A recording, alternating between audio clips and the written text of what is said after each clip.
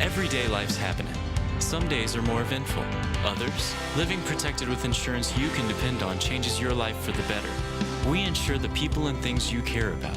Not Agency. We'll help you find the right coverage so when life happens, you have the right insurance protection for your family and business.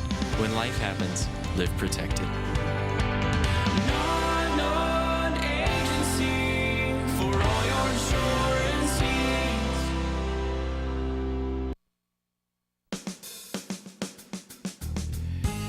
Good morning and welcome to Radio Friends on Tuesday, March the 13th. We've got a very special guest with us right now. Introduce you to Gary Wunder. Gary's been on the show several times, National Federation for the Blind. Good to have you here again, Gary. Great to be here. Now, today we're going to touch on a subject we have not dealt with before, and that's someone dealing with losing their sight.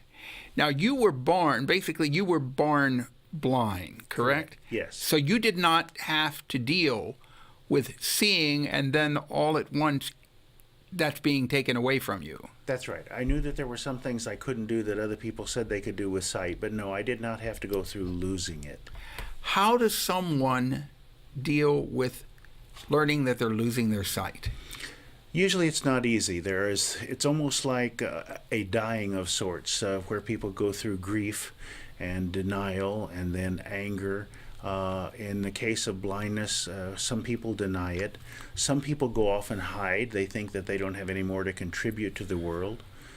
Some become really resentful. Some focus on all that has been lost, and there are things that are lost, like the ability to get around, the ability to read, the ability to write yourself down a phone number or a grocery list. You've got to relearn all of those things, even how to mark your calendar for the things you're going to do during a week or a month. But a lot of folks eventually take it on as a challenge. They realize that they can embrace people that they meet who are blind, and they can relish the experience of thinking out of the box and learning the new techniques, like the Braille, like audio books, like being able to cook and clean again. There is light at the end of the tunnel, even for blind people. You put it so beautifully, but how many people statistically have to deal with that?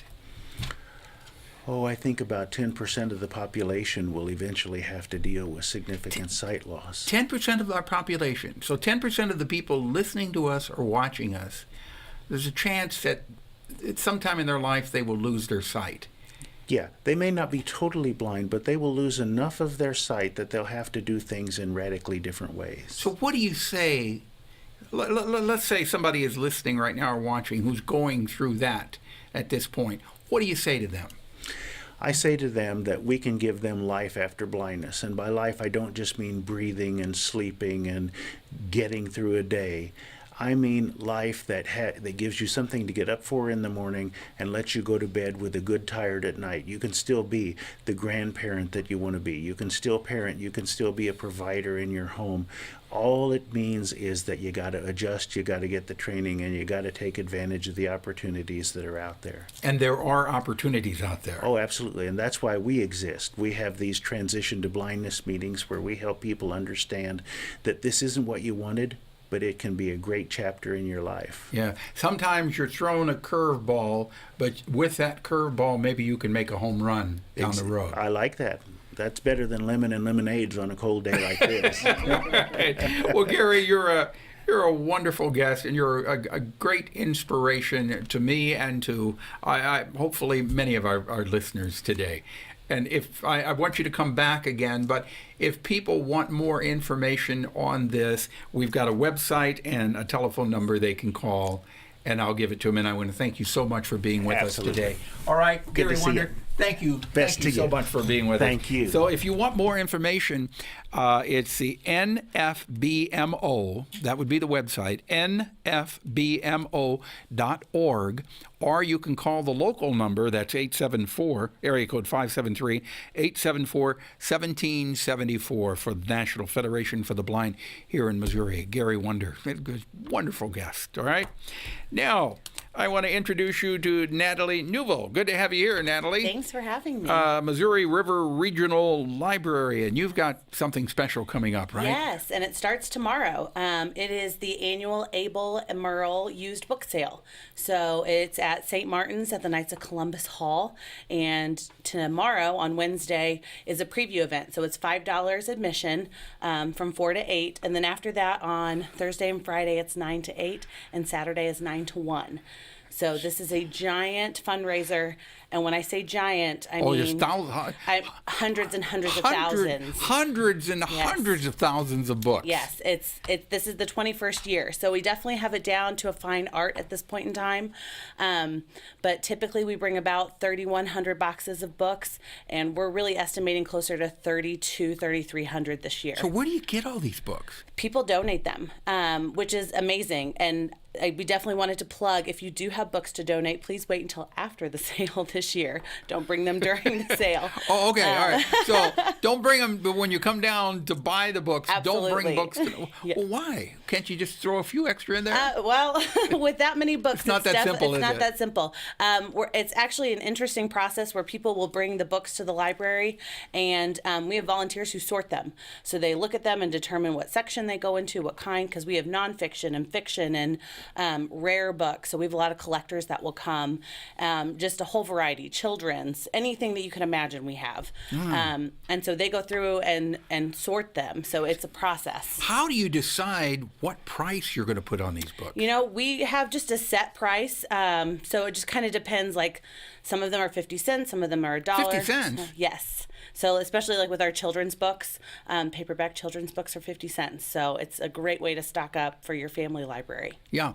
Then, do you end up selling all the books, or are there any books left over? You know, we do have some that are left over And what every happens year. then? So with those, we have another group that comes and takes them, and they either use them for their own sale or they'll recycle them. We don't take any books that have gone through one sale, don't go through another sale. So you don't have a closeout sale? Right. It is discounted on Saturday, so you can come Saturday and they're cheaper than what they would be on Wednesday.